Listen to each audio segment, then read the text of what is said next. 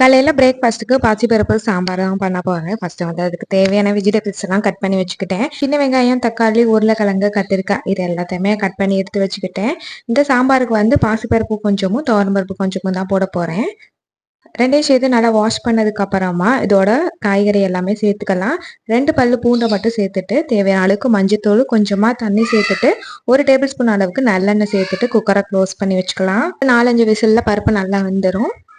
நேற்று ஆட்டி வச்ச மாவு நல்லாவே பொங்கி வந்துருந்துச்சு. விசிலும் நல்லா அடங்குனதுக்கு அப்புறமா நல்ல கரண்டியை வச்சு மேஷ் பண்ணி எடுத்துக்கலாம். இப்போ ஒரு கடாயில் கொஞ்சமாக எண்ணெய் சேர்த்துட்டு கடுகு உளுந்த பருப்பு ஜீரகம் சேர்த்துட்டு நல்லா ஃப்ரை ஆனதுக்கு அப்புறமா சாம்பார் தூள் வீட்டில் அரைச்ச தூளை வந்து 2 டேபிள் ஸ்பூன் சேர்த்துருக்கேன்.